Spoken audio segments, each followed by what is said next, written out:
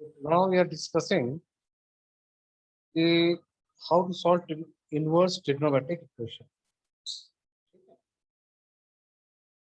How to solve inverse trigonometric equation. Catching solve for x.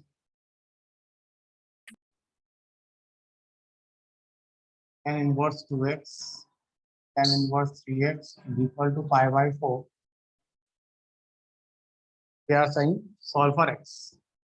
This is A and this is your B. Use tan inverse A plus tan inverse B, that is what tan inverse A plus B upon 1 minus A into B. 10 pi by 4, 10 pi by कितना हो जाएगा 1. इसको shift करेंगे तो 10 pi by हो जाएगा 1. 2 plus 3 5. 5 upon 6x square equal to 1. ठीक, cross multiply कर लेंगे. 1 minus 6x square equal to 5. 5 shift किया तो 6x स्क्वायर. ठीक है, करें 6x square plus 5x minus 1 equal to 0. बन जाएंगे इसके फैक्टर.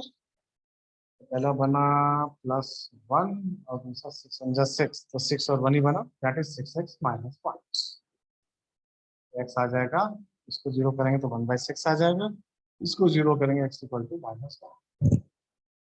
इस तरह से ट्रिग्नोमेट्रिक इक्वेशंस में इनवर्स की इक्वेशन को सॉल्व कर लेंगे और x और y की वैल्यू कैलकुलेट हो जाएगी.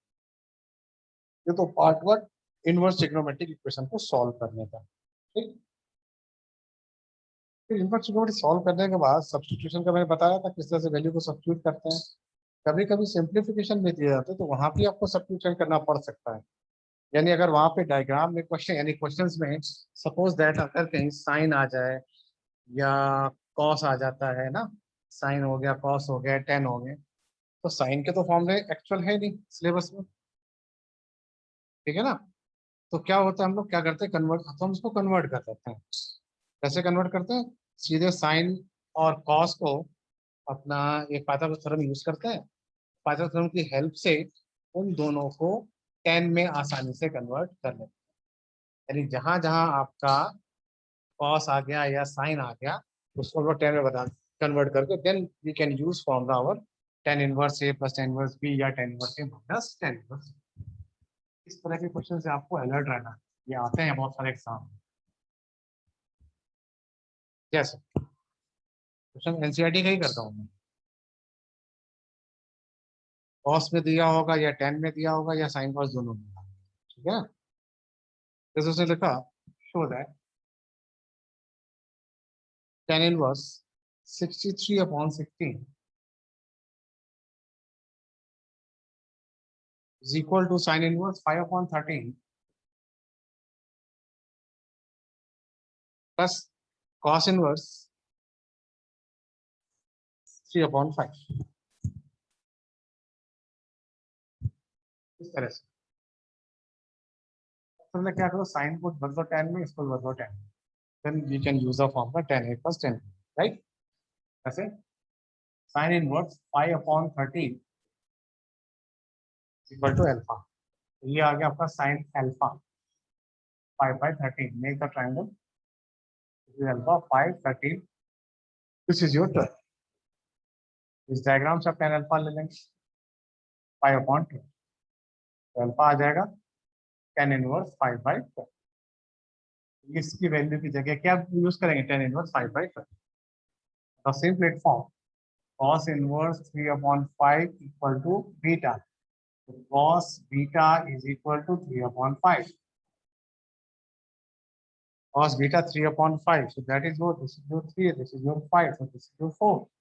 That diagram tan बीटा क्या आ जाएगा 4/3. तो बीटा आ गया tan इनवर्स 4/3. सीधे RHS आता हूँ, लिख लिया मैंने tan इनवर्स 5/12. मैंने फिर यूज किया tan इनवर्स 4/3. ठीक है, और अपना फॉर्मूला भी यूज कर लेता हूँ. कौन सा formula, tan inverse A plus inverse B. Answer क्या है, आंसर ये आना चाहिए. tan inverse A plus tan inverse B क्या होगा, tan inverse A plus B on 1 minus A B. ठीक है, तो tan इनवर्स हम ले लेते हैं 5 3 जा 12 50, 5 3 जा 50, 12 4 जा 48, 12 3 जा 36 डिवाइडेड बाय 12 3 जा 36 माइनस 5 4 जा 20, तो 36 से 20 गए तो 16/36 कैंसिल आउट, एंड 48 प्लस 15 कितना हो गया 63, 63 कुछ इस प्रोसेस से इस तरीके से हम लोग करेंगे जब आपको साइन और कॉस आके डिस्ट्रैक्ट करें, यानी आपके प्रॉब्लम में साइन और कॉस आ जाएंगे तो आप उसको इस तरह से एंगल्स में कन्वर्ट कर लो कि make the simple diagram and make calculate the sine tan, क्योंकि टेन के ही फॉर्मूले हैं आपके सिलेबस में, tan inverse A plus tan inverse B, tan inverse A minus tan inverse B. अगर साइन कॉस आता है तो उसको कन्वर्ट कर लेंगे और आसानी से सर कैलकुलेट कर, तो ऐसे क्वेश्चन हो सकते हैं। फिर मैंने आपकी क्वेश्चन बताई थी वो सॉल्व करके, फिर लास्ट क्लास में मैंने आपको बताया था फॉर्मूले और उसमें सब्स्टिट्यूशन कैसे करते हैं, है ना, कि वैल्यू की सब्स्टिट्यूट क्या है। इसके बेसिस पे अब आपके क्वेश्चंस बन जाते हैं, क्योंकि चैप्टर पे ही हो तो उसने फुल रिवीजन दे दिया, एनसीईआरटी अच्छे से रिवाइज करेंगे और उसके एमसीक्यू बेस्ड क्वेश्चन का, तो इसमें आपको 11th के सारे फॉर्मूले याद होने चाहिए जो अपने क्लास 11th में किए थे, तो वो फॉर्मूला याद नहीं तो प्रॉब्लम हो जाएगी, है ना, वो याद होने चाहिए। जैसे एमसीक्यू उसने पूछ दिया, साइन और ब्रैकेट बनाया उसने, साइन एंड ब्रैकेट, और लिखा उसने यहाँ पे pi by three minus sine inverse minus 1/2, pi by three minus sine inverse minus 1/2। इसको सॉल्व करना पहले ये किससे निपट लेते हैं, साइन इनवर्स ऑफ माइनस क्या होता है, माइनस हो जाएगा प्लस। अब इसकी प्रिंसिपल वैल्यू निकाल लेते हैं, 1/2 साइन के रिस्पेक्ट में कितना होता है, 1/2 साइन के रिस्पेक्ट में है आपका, 1/2 होता है इसका 30 डिग्री, यानी पाई/6, लिख सकते हैं साइन ऑफ पाई/6, फिर हो गया पाई/6 आ जाएगा, here is what पाई/3 and here is what पाई/6, 30 60 90, ये हो गया साइन 90 यानी पाई/2, साइन 90 इज व्हाट, तो आंसर इज 1, तो उसका आंसर आ जाएगा 1। ठीक है, तो इस तरह के जो क्वेश्चन होंगे उनको इस मेथड से सॉल्व कर लेंगे, कोई दिक्कत नहीं आनी चाहिए इस तरह के जो क्वेश्चन होंगे। हाँ, इसमें इंपॉर्टेंट पार्ट ये है कि जब आपके जो वैल्यू बेस्ड वैल्यू वाले क्वेश्चन है, value in the sense question, जब आपके वो रेंज से बाहर निकल जाए देन व्हाट टू डू, उस पर आपको ज्यादा ध्यान देना है, क्योंकि गलतियां जो प्रॉब्लम आएंगी आपकी उस स्टेज में ज्यादा आएंगी, यानी जब वो वैल्यू आपकी रेंज से बाहर चली जाए। अब मैं तो उसी क्वेश्चन को डिस्कस करता हूँ, ऐसे तो मैंने बता रखा है फॉर्मूला आपको, sine inverse of sine theta is equal to theta, कब, when theta belongs to -pi to +pi. Suppose that अब उसकी वैल्यू रेंज से दूर हो जाए, तब कैसे करेंगे, यानी वो वैल्यू उसके रेंज में ना आए। जैसे कॉस का क्वेश्चन लिया मैंने, कॉस इनवर्स ऑफ कॉस, और एंगल ले लिया मैंने 13 पाई/6। मोस्टली बच्चे क्या करते हैं, कंपेयर करेंगे और आंसर लिख देंगे 13 पाई/6, वो गलत हो गया, क्योंकि तब होगा कंपेयर होके जब इसकी वैल्यू 0 और पाई के बीच में आ जाए, जो कॉस की रेंज होती है प्रिंसिपल वैल्यू 0 से पाई, तो कंपेयर करके 13 पाई/6 नहीं लिख सकते, क्योंकि 13 पाई/6 0 पाई से दूर है नहीं इसकी रेंज में। तो क्या करें, पहले इस एंगल को इसकी रेंज में लेके आना पड़ेगा, तब आप इसको कंपेयर कर सकते हैं। तो क्या करें उसके लिए, उसके लिए जो आपने फॉर्मूले बताए थे मैंने 11th क्लास में, वाले यूज करें और इस एंगल को इसकी रेंज में लेके आए। कैसे, जब कॉस के साथ होता है तो पाई का देखते हैं 2 पाई के साथ, क्योंकि 2 पाई के साथ वैल्यू कॉस की क्या आ जाती है, या तो फर्स्ट क्वाड्रेंट में होती है या लास्ट वाले क्वाड्रेंट में होती है। फर्स्ट क्वाड्रेंट में सारे पॉजिटिव हो जाते हैं, लास्ट वाले क्वाड्रेंट में कॉस उसमें भी पॉजिटिव रहता है। तो 13 पाई/6 की जगह अगर मैं लिख दूं यहाँ पे 2 पाई प्लस पाई/6 चलेगा, 6 2 जा 12 और 1 13 पाई/6, यानी इसकी जगह मैंने ये वैल्यू लिख दी। 13 पाई की जगह मैंने इस तरह से लिख दिया, cos 2 पाई प्लस थीटा क्या होता है, cos थीटा होता है ना। क्लास 11 में बताया था cos n pi plus theta, ये आ गया cos थीटा। अब आप इसको कंपेयर करके पाई बाय 6 लिख सकते हो, क्योंकि पाई बाय 6 की वैल्यू इसके रेंज में है, पाई बाय 6 की वैल्यू इसके बीच में आ रही है, तो यहाँ पे आप लिख सकते हो। ऐसे क्वेश्चन से आपको अलर्ट होना इस टाइप के। एक और देखिए क्वेश्चन करता हूँ, इसको 10 का ले लेता हूँ इस बार। इसमें भी हो सकता है साइन कॉस 10 कुछ भी हो सकता है। इसे ले लिया 10 7 पाई बाय 6। मोस्टली बच्चे काट के आंसर लिख देंगे 7 पाई बाय 6, और वो हो जाएगा उनका गलत। क्यों हो जाएगा, क्योंकि इसकी रेंज माइनस पाई बाय 2 से प्लस पाई बाय 2 होनी चाहिए ओपन में, साइन की क्लोज में होती है, इसकी ओपन में होती है। 7 पाई बाय 6 रेंज से दूर हो गया, पहले इस एंगल को इसमें लेके आना पड़ेगा इसके बीच में, राइट।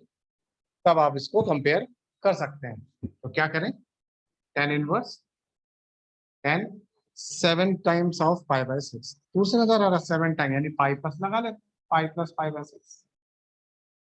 फिर 10 180 प्लस थीटा क्या होता है, 10 थीटा। कंपेयर हो गया, आंसर आया 5/6, 5/6 इसकी रेंज में है। आंसर क्या आ गया, आंसर इज 5/6। तो ऐसे क्वेश्चन से आपको अलर्ट रहना है जो इसकी रेंज में ना हो। बहुत क्वेश्चन होंगे एमसीक्यू में, जल्दबाजी में नहीं करना है, इसलिए इनको जरा ध्यान से देख के तभी लिखेंगे, ठीक है। ये क्वेश्चन आपके लिए मोस्ट इंपॉर्टेंट। आज मैं ये वाला पार्ट कंप्लीट करके फिर नेक्स्ट यानी कल, कल आपका ले लूंगा डेरिवेटिव। तो आज आप थोड़ा डेरिवेटिव का रिवीजन कर लेंगे, अभी तो अपने एग्जाम की तैयारी करेंगे जो आपका 4 बजे, उसके बाद आप डेरिवेटिव थोड़ा रिवाइज कर लेंगे, जिससे कल की क्लास जो मेरी डेरिवेटिव की हो उसमें समझ में आए, क्योंकि 2 दिन मिलेंगे मुझे। कल है वेडनेसडे और फिर है थर्सडे, आई थिंक थर्सडे को ही आपका एग्जाम है। 2 दिन में मैं डेरिवेटिव काफी कुछ आपसे कवर करूंगा, ठीक है। ऐसे प्रॉब्लम है, इनसे आपको अलर्ट रहना है। फिर जैसे मैंने कई सारे प्रूफ करके दिखाए थे, कई बार कॉमन लेके आए थे, इक्वेशन लेके आ गए थे, साइन कॉस के क्वेश्चन भी लिखे थे, कुछ ट्रिकी क्वेश्चंस भी इसमें बनते हैं, उसकी ट्रिक बता रखी है मैंने। कि 1 - कॉस आ जाए तो 2 sin² x/2 लिख देंगे, 1 + कॉस आ जाएगा तो 2 cos² x/2 लिख देंगे, है ना। तो ऐसे क्वेश्चन से भी आपको अलर्ट रहना है। जैसे एक देखो, एक और ट्रिकी क्वेश्चन देखता हूँ, मोस्टली बच्चों को आता है, करा रखा है कई बार मैंने क्वेश्चन ये। दैट इज टेन इनवर्स, लिखा मैंने टेन इनवर्स, और यहाँ लिख दिया मैंने 2 cos, फिर से एंगल लगाया मैंने, फिर लिखा मैंने 2 sin−1 1/2 ब्रैकेट क्लोज, फिर ब्रैकेट। सॉल्व दिस, मैंने बोला इसको आप सॉल्व करें। इसका तरीका बता रखा है, ऐसी प्रॉब्लम को बोलते हैं टेल प्रॉब्लम, यानी यहाँ से स्टार्ट करते हैं सॉल्व।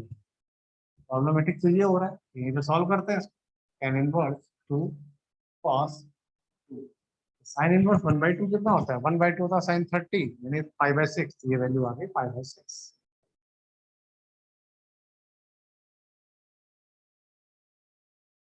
cos 5/2, अब cos 5/2, cos 60 कितना होता है 1/2, tan इनवर्स 1, 1 कितना होता है 10 के साथ, 10 5/4, कंपेयर हो गया, आंसर आ गया 5/4। तो ऐसे क्वेश्चन से भी हमें अलर्ट रहना है।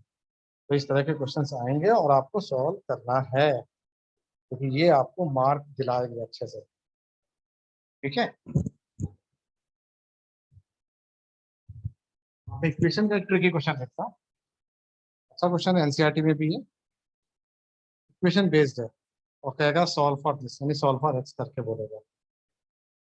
वो क्वेश्चन लिखता हूँ, फर्स्ट इज व्हाट, पहला है आपका 2 tan इनवर्स। कभी भी ट्रिग्नोमेट्रिक फंक्शन के अंदर एक्स ना डाल के कोई फंक्शन लिख देगा, जैसे साइन कॉस, जैसे लिखा cos x, 2 tan inverse cos x, ये सॉल्व द इक्वेशन है, ठीक है। 2 tan inverse cos x is equal to tan inverse 2 cosec x। And your second question, second question देखो ध्यान से, 1 बाय 1 सॉल्व करेंगे। sin−1 1 - x -2 sin−1 x is equal to π/2, ठीक। First और सेकंड ये जो 2 क्वेश्चन लिखे मैंने, these are what, they are equation based question. That means we are going to solve the value of x and y.